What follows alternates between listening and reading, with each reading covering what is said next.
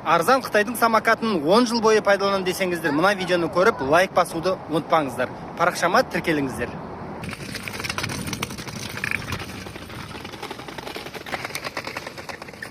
Мына самокат 5 сезон жүрді, мына екі самокат 3 сезон жүрді. Шофтардың барлығы жақсы сваркленген, резинкелері де жақсы, темірден жасалған. Бұлар өте сапалы. Бастысы, самокат сатып алғаннан кейін мына ішін бос подшипниктердің барлығын майлау керек. Солидол, литол. Өйткені подшипниктер заклинить етіліп қалады. Дөңгелектері тозбайды.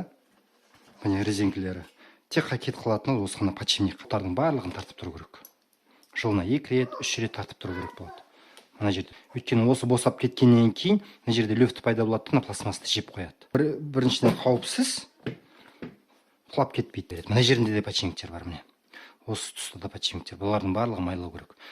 Майлап тарту керек, люфті болмау керек. Бұның барлығы құрғақ болып келеді. Сол себептен бір-ақ сезонға жарайды, бір сезоннан кейін лақтырып тастайды. Сатып алғаннан кейін, болмаса самокат сатып алғаннан кейін осындай тонкий отвертка керек болады, кішкентай. Осындай вело набор алып алған жақсы. Болмаса обычный шестигранный кілттерді жарай беру үшін ашамыз. Ішінде өте аз майы. Осы май деген тез кеуіп кетеді. Алып жеймін деп толтыра бастаймыз. Бетін жабамыз. Келесі бет.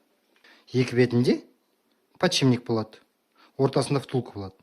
Втулканы сөзсіз жоғалтып алмау керек. Ол ортасында қалу керек осы втулка. Кіргіземіз отвертканы. Отвертканы мына үлкен жақ бетінен ішіне кіргіземіз де, шамал қиғаштап отырып, балғамен былай ұрамыз, айналдырып келіп. Былай ұрамыз, былай ұрамыз. Ол қиын емес. Енді қолдың да ептігіне байланысты шығар, негізі қиын емес. Мына бетінен бір 3-4 ұрып жіберсеңіз, мына беті шығып кетеді. Сосын айналдырып келесіз де, мына бетін қойып, мынаны ұрып шығарып аласыз. Енді жаңағы біз подшипнигімізді майладық, дайын, кигіздік. Бұл да онда қатты қиын отырмайды. Міне, қолмен де отырып кетеді. Кейде енді ұру керек болатын болса, ұра бересіз. Втулканы салдық. Міне, втулканы салдық. Екінші подшипникті екінші бетінен салдық. Міне. Ортасында зажим болғанда, мынау кетіп қалмайды. Мына втулканы арқылы салсаңыз да болады. Міне, алып, жеймен деп қағып жіберсеңіз, міне, кетті. Втулкаңызды ортасында қалды, подшипникте кетті. Тура қалай шешіп алдыңыз? Енді негізі шешкен кезде мұқият болу керек, қай зат қалай түсті, дәл солай саласыз. Негізі бұл қиын нәрсе емес, оп-оңай нәрсе. Бір бар жоғы бір жарты сағатта бітеді. Қарама-қарсы болтын саласыз енді. Барлығы киіліп тұр.